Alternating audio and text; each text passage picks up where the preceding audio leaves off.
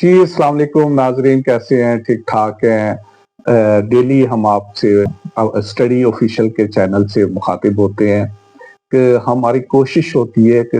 The best information आपको दी जाए और लेटेस्ट इन्फॉर्मेशन दी जाए और बड़े आसान फ़हम में आपको दी जाए जिसको आप अंडरस्टैंड कर सकें। अगर तो आप किसी भी वीज़े की वेबसाइट पे जाते हैं और किसी भी मुल्क की इमिग्रेशन या पे जाते हैं तो उन्होंने इतनी डिटेल लिखी होती है कि आम आदमी उसको अंडरस्टैंड नहीं कर पाता। क्योंकि अल्लाह ने हमें कोई थोड़ा-सा स्किल दी है, हम उसको मतलब एनालिसिस करते हैं, उसको चेक करते हैं और अकॉर्डिंगली आम फ़हम अल्फाज में ले आते हैं ताकि हमारे जो भी लोग हैं उसको समझ सकें। आज हमारा जो व्लॉग है बेसिकली वो स्पेन के मुतालिक है। स्पेन ने तो मतलब ऐसा किया है कि हमारे लिए ना बहुत ही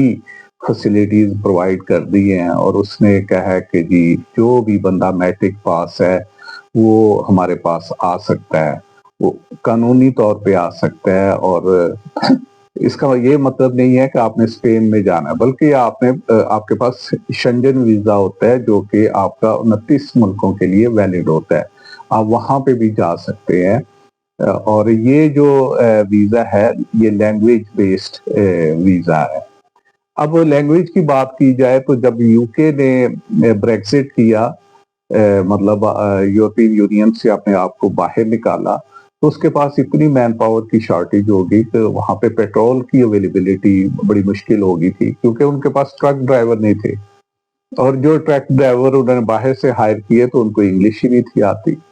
अब वो गोरे सर पर पटक कर रह गए कि हम इनको किस तरह से समझाएं बात, कि उनको समझाना होता है कि जी आपने वहां जाना है तो वो कहीं और जा रहे होते थे। तो इस तरह के मामलात बड़े अजीब से उनके साथ हर्डल्स एक्सपीरियंस हुई। अब इसी तरह स्पेन में जॉब की भरमार है, बहुत ज्यादा जॉब्स हैं, लेकिन वो कहते हैं कि हमारे पास जॉब डेफिनेटली हैं लेकिन हमें ऐसा वर्कर चाहिए कि जिसको बेसिकली हमारी लैंग्वेज आए। तो उसने कहा कि जी हमें अच्छा प्लम्बर भी चाहिए, इलेक्ट्रिशियन भी चाहिए, ड्राइवर भी चाहिए, हमें फोर्कलिफ्टर भी चाहिए, हमें हर फील्ड का बंदा चाहिए लेकिन वो बंदे चाहिए जिनको हमारी लैंग्वेज आती हो। तो अब जिस तरह यूके ने ई सोल वीजा इंट्रोड्यूस करवाया था और उसकी खामी ये थी कि वहां पे आप काम नहीं कर सकते थे, इसी तरह इसने एक स्पेन में लैंग्वेज का 1 साल का कोर्स इंट्रोड्यूस करवाया है और ये बहुत ज्यादा अट्रैक्टिव कोर्स है। मैट्रिक पास बंदा भी इसमें जाके इनरोल करवा सकता है और इसमें अट्रैक्शन जो है कि इसमें डिपेंडेंट भी अलाउ हैं और आप 1 साल के लिए वैलिड तरीके से आपको ये नहीं है कि एजेंट माफिया के हत्थे चढ़ने की कोशिश कर रहे हैं,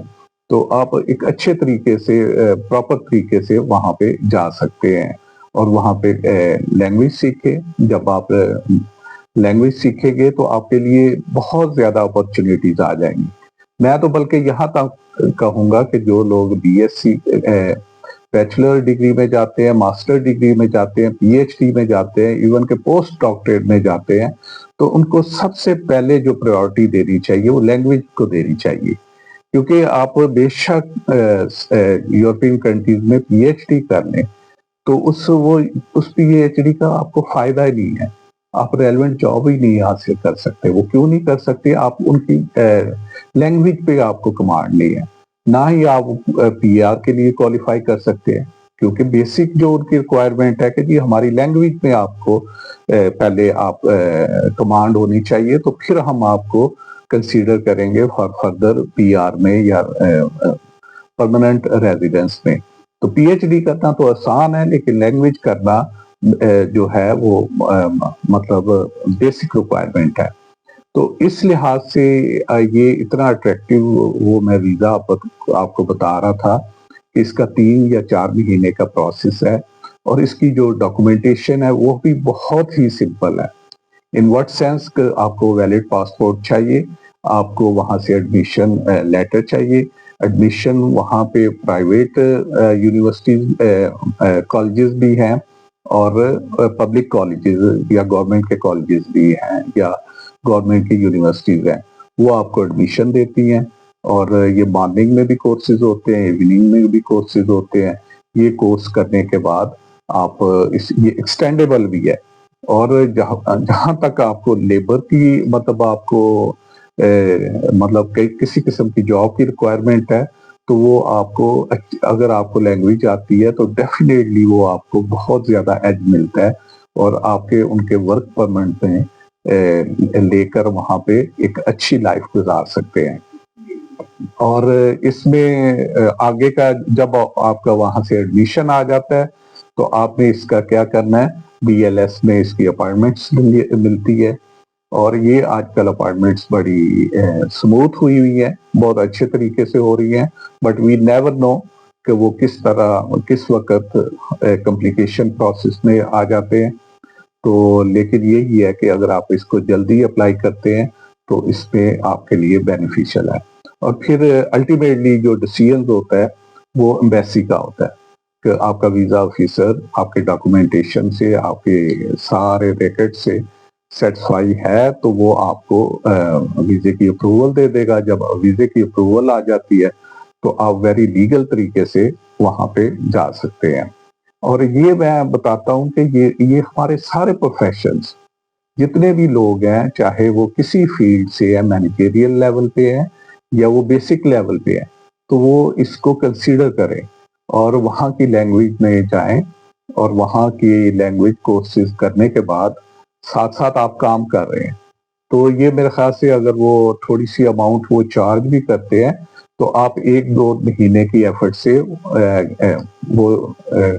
وہ آپ کما سکتے ہیں۔ اب وہ کیونکہ آپ لیگل ہے، وہاں پہ آپ کو ورک الاؤ ہے، اور آپ ہر جگہ اپلائی کر کے